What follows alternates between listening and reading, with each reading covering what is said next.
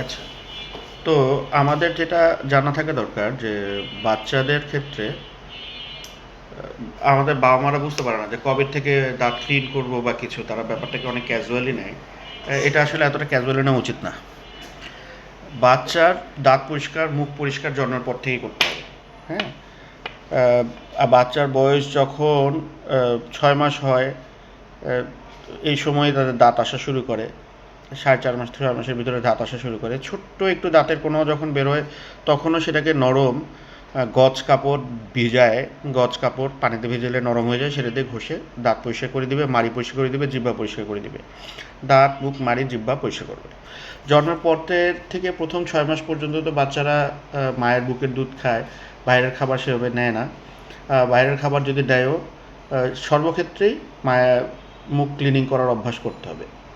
আরেকটা জরুরি অভ্যাস বাবা মায়েদের করানো উচিত, সেটা হচ্ছে ছোটোবেলা থেকে বাচ্চাকে ঘুমের মধ্যে দুধ খাওয়ানোর অভ্যাসটাকে অ্যাভয়েড করা উচিত।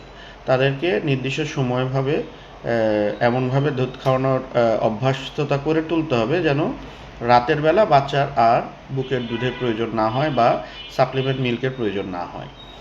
হ্যাঁ, আর যখনই দুধ খাবে, সাথে যখন থেকে 6 মাসের পরের থেকে যখনই দুধ খাবে, খাওয়ার পরে সে যেন পানি খায়, এই অভ্যাসটা খুব ভালোভাবে তৈরি করতে হবে যে বাচ্চা দুধ খাওয়ার পরপরই সে যেন পানি খায়। ঠিক আছে? তারপরে এটা করলে পরে ধীরে ধীরে বাচ্চারা অনেক ভালো। এখন বেশিরভাগ ছোট বাচ্চাদেরই দেখবেন আপনারা যে আপনাদের আশপাশে খেয়াল করে দেখবেন যে বাচ্চাদের সামনের দাঁত সব পড়ে গেছে, সামনের একটা দাঁতও নাই। এগুলির নানা রকম কনসিকুয়েন্সেস আছে, এসব সব বললে ভিডিও লম্বা হয়ে যাবে। কিন্তু মেইনলি হচ্ছে এগুলি কেন হচ্ছে, কারণ হচ্ছে আমরা অনেক বেশি, আমাদের জেনারেশনের মানুষগুলি বাচ্চাদের টেক কেয়ারটা করতে ক্ষেত্রে অনেক রকমের ভুল করে ফেলতেছে এবং আমরা অনেক কিছু পেয়ে গেছি। বাচ্চাদের, আমার এখানে ছোট ছোট বাচ্চাগুলির দেখা যাচ্ছে রুট ক্যানাল পর্যন্ত হচ্ছে। আর বাচ্চাদের রুট ক্যানাল যে পালপেক্টমি তো আছেই, এগুলি হচ্ছে যে দাঁতগুলি রেখেই রুট ক্যানাল বা পালপেক্টমি কি এটা একটু বলে নিই। সেটা হচ্ছে বাচ্চাদের দাঁত যখন সিভিয়ারলি নষ্ট হয়ে যায়, তখন তাদের দেখা যায় যে করতে হয়, এই ছোট বাচ্চাদেরকে রুট ক্যানাল মানে হচ্ছে দাঁতটা না ফেলে দাঁতটা রাখার ব্যবস্থা। এটা অনেক লম্বা কথা যে দাঁত তো ছোটো বাচ্চা দাঁত ফেলে দিলেই হয় না, দাঁত ফেলে দিলে খাবে কি দিয়ে, বয়স কতদিনে নষ্ট হচ্ছে, এগুলো অনেক কিছুর ব্যাপার আছে। যদি অল্প সময় থাকে আসল দাঁত আসার বা অল্প দুই একটা হয়, তখন দাঁত ফেলা যায়। বেশিরভাগ ক্ষেত্রে দাঁত ফেলাটা ঝামেলা হয়ে যায়, তার নির্দিষ্ট সময়ের আগে দাঁত ফেললে নানা রকমের সমস্যা হয়। তাহলে আমরা কথা বলতেছিলাম প্রিভেনশন নিয়ে। ছোট বাচ্চাদের তাহলে কি করতে হবে, একদম ছোট বাচ্চাদের কথা বললাম যে তার দাঁতকে ছোট গজ কাপড় দিয়ে দাঁতকে পরিষ্কার করে দিবে, জিহ্বা মাড়ি সহ পরিষ্কার করে দিবে। এটা বাবা বা মা আদর করে এই কাজটা করতে পারবে। হ্যাঁ, 2 নম্বর হচ্ছে যখন থেকে বাচ্চা একটু বেশি দাঁত আসা শুরু করলো সুন্দরভাবে, তখন নানা রকম ছোট বাচ্চাদের ব্রাশ পাওয়া যায়, সেগুলি দিয়ে ব্রাশিংয়ের অভ্যাস করতে হবে। 2 বেলা ব্রাশিংয়ের অভ্যাস করবে, রাতে ঘুমানোর আগে, সকালে নাস্তার পরে। ঠিক আছে? আর এটা সারা জীবনের জন্য অভ্যাস করতে করতেই আসে, হঠাৎ করে একদিন দিলে সমস্যা তৈরি হয়। আমরা আরেকটা জিনিস পাই এখন অনেক বাচ্চাদের ক্ষেত্রে, বাবা মা এসে বলে হ্যাঁ ও তো ব্রাশ করে তাও এরকম হয়ে গেছে। সত্যি কথা হলো যে ঠিকভাবে ব্রাশ করতে পারলে দাঁত নষ্ট হওয়ার কথা না। বেশিরভাগ বাচ্চা ব্রাশ করতে পারে না, তখন আমরা জিজ্ঞেস করি যে কীভাবে ব্রাশ করে, হ্যাঁ ও তো নিজেই ব্রাশ করে। বাচ্চারা নিজেরা ব্রাশ করতে পারে না আসলে। হ্যাঁ, বেশিরভাগ ক্ষেত্রেই তারা যাই করে এটা হয় না ব্রাশ। খুব সচেতন বাচ্চা হলেও 6 বছরের পরে গিয়ে তারা ধীরে ধীরে করতে পারে, তার আগে তো তাদের ব্রাশিং হয়ই না। তো এই কাজটা করতে হবে যে আগে বাবা মাকে শিখে নিতে হবে যে কীভাবে আসলে ব্রাশ করে, আর তারপরে সেটা বাচ্চাকে ব্রাশ করে দিতে হবে। আমি এখন আগে বলতাম 6-8, প্র্যাকটিস করতে করতে এই 1.5 যুগ 2 যুগে আমি যেটা বুঝলাম যে এখন থেকে আমি রুগীর বাবা মাকে বলে দিই বা গার্জিয়ান যে আছে, 10 বছর বয়স পর্যন্ত বাচ্চাদেরকে ব্রাশ করে দিবেন আপনারা। যে কোনো একবেলা হইলেও, 6 বছরের পর থেকে একবেলা ছেড়ে দিবেন, 2 বেলা ব্রাশের একবেলা বাবা বা মা কেউ করে দিবে। আর একবেলা বাচ্চা নিজে করবে, কিন্তু তখনও সে সুপারভিশনে থাকবেন আপনারা, যে কোনো একজন বাবা বা মা বা দায়িত্বশীল যেই গার্জিয়ান আছে সে সামনে দাঁড়িয়ে থাকবে, সেই সময় বাচ্চা ব্রাশ করবে। ঠিকভাবে ব্রাশিং অ্যান্ড ফ্লসিং করতে পারলে বাচ্চাদের দাঁতের প্রবলেম হয় না। আর এই কথা যে বেশিরভাগ বাবা মাই বলে যে আমাদের কথা শুনে না, আপনাদের কথা যদি বাচ্চা না শোনে, যখন ব্যথা হয় দিনের রাতের পর রাত কষ্ট করে কাঁদে, তখন কীভাবে সহ্য করেন বা করবেন? তাই প্রথম থেকেই আপনাদেরকে নিয়মটা যখন মেনটেন করে নেবেন, বাচ্চারা অবশ্যই শুনবে। বাচ্চাদেরকে নিয়ম যখন আপনি ঠিক করে দেবেন, বাচ্চারা অবশ্যই শুনবে। তাহলে কী কথা, নিয়মটা কি বলতে চাচ্ছি, যে ছোটোবেলার থেকেই ব্রাশিং করতে হবে, একদম যখন থেকে দুধ দাঁত আসবে তারপর থেকেই ব্রাশিং শুরু হবে। ব্রাশকে 2 বেলা করার অভ্যাস করে ফেলতে হবে বাচ্চাদের। এবং দুধ খাওয়া বাচ্চা যারা আছে, যে 3 বছর 4 বছর পর্যন্ত যারা খেতে থাকে, সেই সময় অভ্যাস হবে যে রাতে ঘুমের আগে দুধ খাওয়া বা মিষ্টি জাতীয় যা খাবার খাওয়া শেষ, তারপর ব্রাশিং হবে। অনেকে মনে করে মায়ের বুকের দুধে দাঁত নষ্ট হয় না, হয়। মায়ের বুকের দুধের ভিতরেও অনেক রকমের মানে মিষ্টি সাবস্টেন্স থাকে, সেটা দিয়েও বাচ্চাদের দাঁত নষ্ট হয়। এই সামনের দিকে যে দাঁত পড়ে যায় 2-3 বছরের বাচ্চাগুলি সব কালো কালো হয়ে দাঁত থাকে না, এটাকে এক রকমের ক্যারিজ আছে, র্যাম্পেন্ট ক্যারিজ, সেই জন্য হয়। আর এটা হয় ওই কারণেই, এই বাচ্চা রাতের বেলা দুধ খায়, সারা রাত ধরে ওই মুখের মধ্যে দুধের অবশেষ থাকে, ব্যাকটেরিয়াগুলি মনের আনন্দে খায়, খেয়ে খেয়ে শেষ হয়। আচ্ছা, যাদের অভ্যাস হয়ে গেছে তারা কিভাবে বাঁচবেন?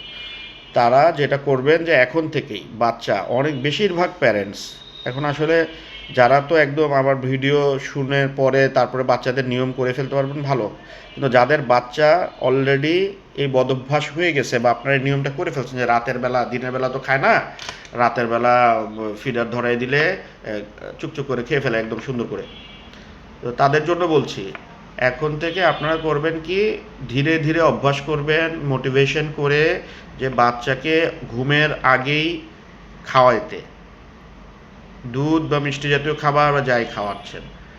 আর যদি অভ্যাস ছাড়ানো কঠিন হয়, ধীরে ধীরে আগান।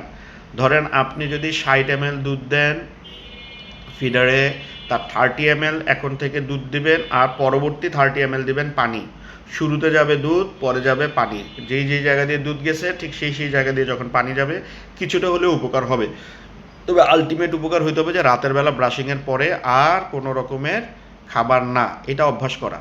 হ্যাঁ, আর এখনকার বাচ্চারা যে পরিমাণ স্ন্যাক্স খায়, নানা রকম এই যে বেকারি ফুডস খায়, বিস্কিট খায়, কোক খায়, এগুলি সবই সুগার কন্টেন্ট অনেক বেশি।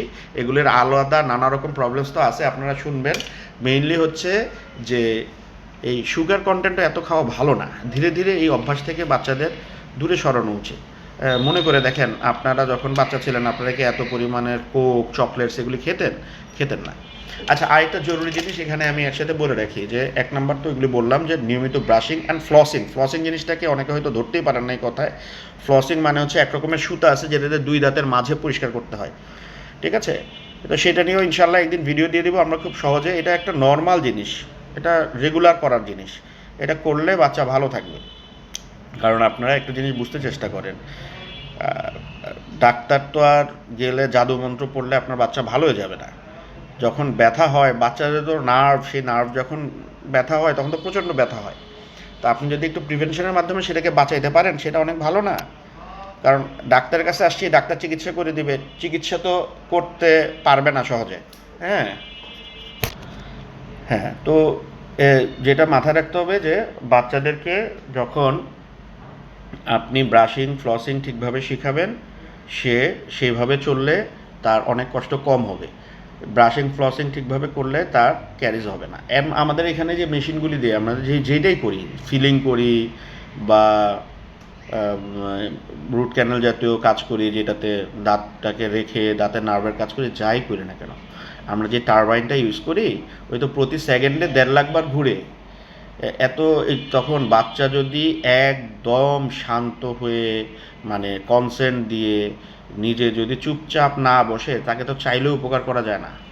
অথচ আমরা এখন রুগী পাচ্ছি 2 বছর, 2.5 বছর, 3 বছর, মানে এখনও দুধ দাঁতই পুরোপুরি উঠে নাই, যে কয়টা উঠছে সেগুলি নষ্ট হয়ে যাচ্ছে। এর মানে হচ্ছে আমাদের প্যারেন্টসদেরকে অনেক বেশি কেয়ারফুল হইতে হবে, শুরুর থেকেই তাদেরকে অভ্যাস করাইতে হবে।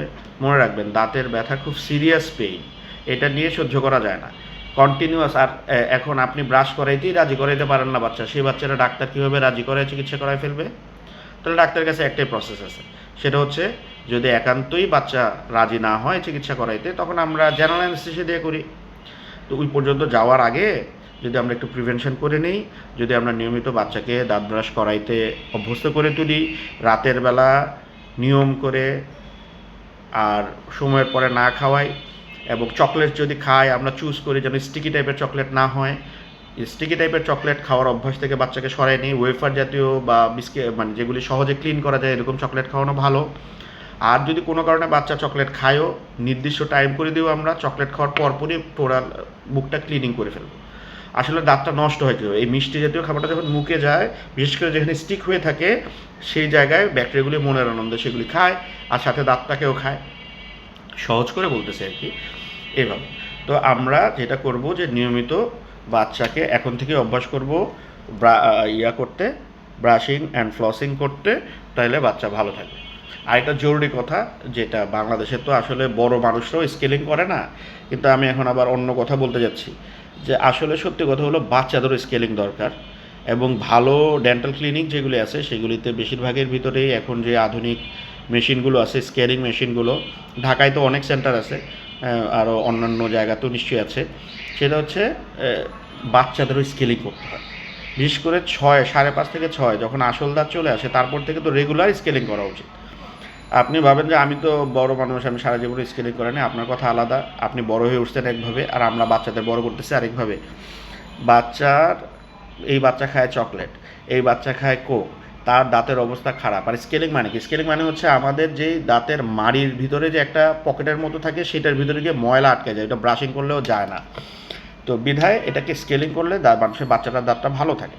হ্যাঁ, আমি এটা আবার বলতেছি না যে র্যান্ডম যে কোনো জায়গায় যে বাচ্চার স্কেলিং করে না, আপনারা বড়রা যে কোনো জায়গায় চলে যান, কিন্তু বাচ্চাদের স্কেলিংয়ের জন্য অবশ্যই দেখে শুনে একটু ভালো ক্লিনিক নেবেন যেখানে এক্সপার্ট ডেন্টিস্ট আছে এবং প্রপার মেশিন আছে। হ্যাঁ, বাচ্চাদের দাঁতগুলোকে স্কেলিং করা দরকার 6 মাস বয়সের পর থেকে, তাহলে তারা জীবনের অনেক কিছু থেকে বাঁচবে ইনশাল্লাহ।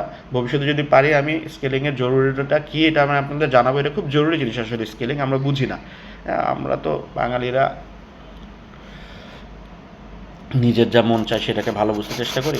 যাই বলতে চেষ্টা করলাম যে বাচ্চাদের প্রিভেনশনের জন্য দিলে কী করবেন, বুলেট পয়েন্ট আকারে বলি। একদম ছোট বয়সের বাচ্চা যেটা আছে, বাচ্চার দাঁত হয়েছে কি মানে বাচ্চা জন্ম হয়েছে পরের থেকে আপনি মাড়ি পরিষ্কার করা শুরু করবেন, জিহ্বা ও মাড়ি পরিষ্কার করবেন রেগুলার গজ কাপড় দিয়ে। আর দাঁত হওয়ার পরেও ছোট ছোট দাঁত যখন থাকবে তখন সেভাবে করবেন। যখনই একটু ছোট বড় দাঁত হয়েছে ব্রাশিং করা শুরু করবেন। বাজারে নানা রকমের ব্রাশ পাওয়া যায় বাচ্চাদের দাঁতের জন্য, আঙুলের ভিতরে পরায় কিংবা ছোট ছোট সিলিকনের দাঁত, যেটা দাঁত মাড়িতে কোনো কষ্ট হয় না সেরকম। ও আরেকটা জরুরি কথা বলতে ভুলে গেছি, দয়া করে বাচ্চার বয়স 12-13 মানে সম্পূর্ণ দাঁতের চলে আসছে এরকম না হওয়া পর্যন্ত আপনারা বড়দের টুথপেস্ট দিয়ে বাচ্চাদের দাঁত ব্রাশ করাবেন। এখন সহজেই নানা রকম অনলাইনে অফলাইনেও পাওয়া যায়, সুপার শপগুলোতে পাওয়া যায়, বাচ্চাদের টুথপেস্ট আলাদা পাওয়া যায়। বড়দের টুথপেস্ট বাচ্চাদের দিয়ে ব্রাশ করাবেন না, বাচ্চাদের টুথপেস্ট দিয়ে বাচ্চাকে ব্রাশ করাবেন। ইনফ্যাক্ট এখন তো বয়স ভেদের আলাদা আলাদা টুথপেস্ট পাওয়া যায়, যে 6 বছর পর্যন্ত, 6 থেকে 8, 8 থেকে 13 এরকম আলাদা আলাদা পাওয়া যায়। যদি সেভাবে মেনটেন করতে পারেন খুব ভালো, না পারলে নর্মাল যে বাংলাদেশে বেবি টুথপেস্ট পাওয়া যায় সেগুলি ব্যবহার করেন, বড়দের টুথপেস্ট ব্যবহার করবেন না। আপনাদের প্রবলেমের সিমিলারিটি থাকলেও বাচ্চাদের ওরাল এনভায়রনমেন্ট আলাদা বড়দের থেকে, এটা একটা জরুরি জিনিস। আচ্ছা, এটা বললাম নিয়মিত ব্রাশ করা এবং 2 বছর বাচ্চাদেরকে খাবারের অভ্যাস এমনভাবে তৈরি করা যে রাতের বেলা ব্রাশ করার পরে আর কিছু খেতে পারবে না, এটা একটা জরুরি জিনিস। আর মায়েরা কীভাবে দুধ খাওয়াবে বাচ্চাদের ঠিক রাখার জন্য এটাও বলে দিলাম। এবং ছোটোবেলার থেকে ব্রাশিং ফ্লসিংয়ের কথা বলে দিলাম, এবং 6 বছর পর থেকে যে রেগুলার স্কেলিং করা দরকার সেটা বলে দিলাম। এইটুক মেনটেন করেন, অনেক কমে যাবে।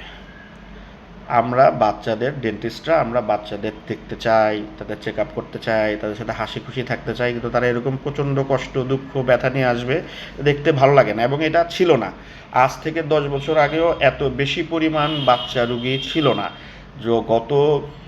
বিশেষ করে গত 4-5 বছর ধরে আমি প্রচুর বাচ্চা রুগী পাচ্ছি যাদের মুখের অনেক সমস্যা। ইভেন 9 বছরের বাচ্চাদের রুট ক্যানেল করতেছে, মানে 6 বছরে যে দাঁতটা জন্ম নিছে সেটা 8 বছর হইতে না হইতে নষ্ট হয়ে গেছে। এখানে অনেক ডাক্তারের বাচ্চাও আছে, মানে মানে এমন না যে নাই। সো আমি কাউকে আলাদা করছি না, দয়া করে আপনারা একটু সচেতন হন, বাচ্চাগুলির দিকে খেয়াল করেন।